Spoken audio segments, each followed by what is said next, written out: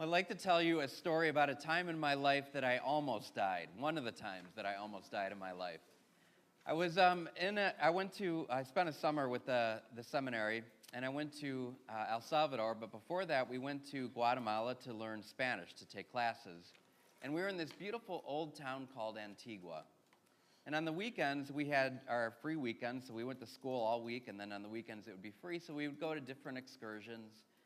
And this weekend, we decided to go to a place called Monterrico. So it sounded like a beautiful place to me, and it was a black sand beach. So it was all volcanic black sand, very unique and beautiful. And when I got to the beach, it was the biggest waves that I had ever seen coming in. They had to be 12 feet, something just huge coming in. And I love water. I love surfing. I love water skiing. I love swimming and diving. And I looked at that and I thought, I have to ride one of these waves. And so I ran out there and tried to swim over the first wave, and I was having trouble getting even over the first wave, over the first break to get to the second wave to ride it. And I finally got over the first wave, and as I did, I realized very quickly that I was out of control and that the undercurrent was sucking me in. And as I mentioned, I'm a very strong swimmer, so I thought, no problem, I can swim out of this. So I just started swimming. I did the thing you're not supposed to do, which is swim directly to the shore. You're supposed to swim out of it or just rest. I swam as hard as I could to get over the first wave, and I couldn't make it. And so the waves just kept bringing me back and crashing over me and bringing me back further and crashing me over me. And my friends, the seminarians, were on shore, and they're screaming, come back in. Come back in. I'm like, I'm trying. So as the waves keep crashing over me, and I'm getting more and more tired because I'm swimming really hard to try to get back in, one of them crashes over me, and I had my mouth open, and I took a mouthful of water, sucked in a mouthful of water.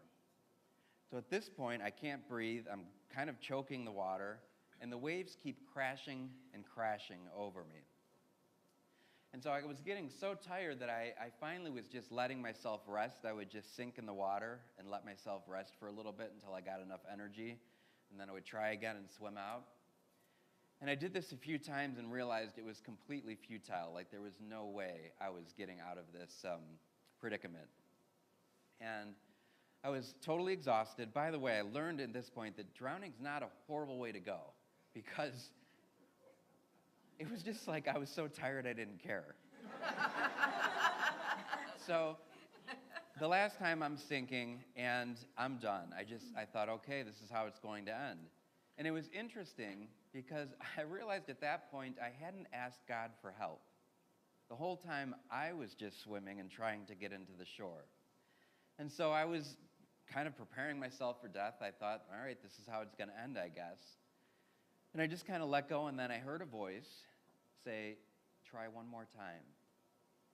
And it was not only a voice, but it felt like a little tap, like a little encouragement. And so I didn't even question it. I just tried one more time, and I swam out of it and was able to get back onto the shore. But what occurred to me is that how late in the game I turn to God when the waves are coming. So when the waves of life are crashing at us, I find that a lot of times I try to handle it myself. I try to get back into shore with my own strength, with my own energy. And that was kind of an eye-opener for me because I realized that I wasn't able to do it. And it wasn't until that moment that I completely surrendered and I said, I'm done, that I heard that voice say, try one more time. And it was from that voice, which I do believe was an angel, that got me to try one more time and to swim out of the wave. I think this happens to me in dreams too. Do you guys ever have nightmares where like you show up for something, maybe you show up for school and you don't have your backpack, or I show up for mass and like there's no books anywhere. These like nightmares where we don't have what we think we need to have to do what we need to do. And I noticed in my dreams too, it's interesting because I don't call out to God in my dreams. And I hope by the end of my life that my calling out to God will become so second nature that it will happen in these situations that I might get into.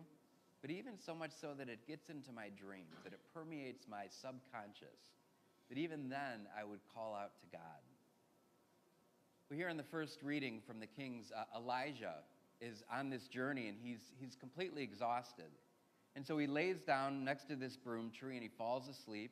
And he's so tired that he says to the Lord, "Take my life, Lord." He doesn't even want to live anymore. And an angel comes to him and brings him some hearth cake and actually touches him and says, "Eat or the journey will be too long."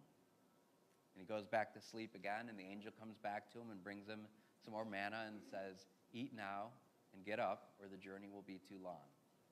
And that time he listens. Jesus is telling us in the gospel today, he's revealing to us the real presence in the Eucharist. He's saying that I am the bread of life. Do not work for food that perishes, but work for the food that brings eternal life. So Jesus is the one that brings us life. Jesus is the one that can get us out of those situations that our own human energies can't get us out of.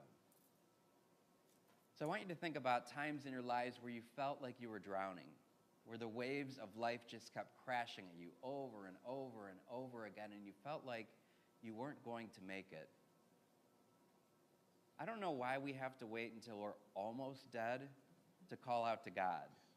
I think it's something that we should do right at the very beginning when we find ourselves in the struggle. Right at the very beginning when we find the waves crashing over us. To call out to God and surrender to him and to say, "Lord, I offer myself to you." And to allow him to be the one that energizes us. At the end of Mass today, I'm going to introduce you to a novena, and it's called the Surrender Novena. It's a beautiful novena that was revealed to Jesus, to this priest, and the whole idea of the Surrender Novena is that everything in our lives can and ought to be surrendered to God.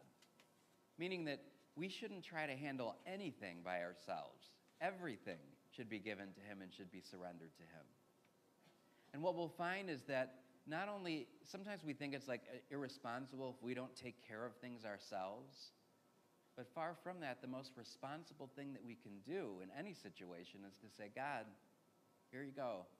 Here's the situation I'm in. You take care of me." And so, just going back to that image of drowning, not knowing to call out to God until I'm completely and utterly exhausted, and then God does reach out, give me the energy to swim more. Maybe you find yourself in life right now overwhelmed. Maybe the waves of life are just crashing and crashing and crashing over you. Instead of trying to swim out ourselves, instead of trying to save ourselves, we can turn to God. And the beautiful thing is we don't have to wait till we're almost dead, till we're almost drowned to turn to God.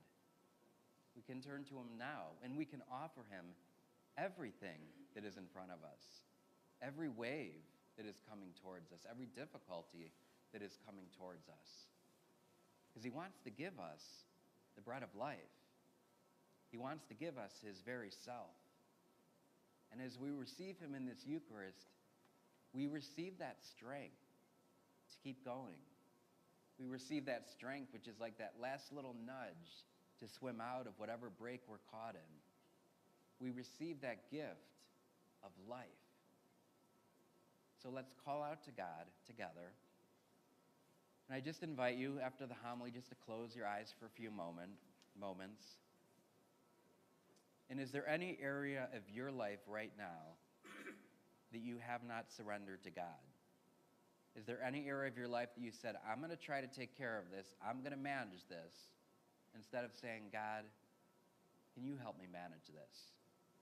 Let's all surrender together today to God as we receive him in the bread of life, the bread of everlasting life, the Eucharist.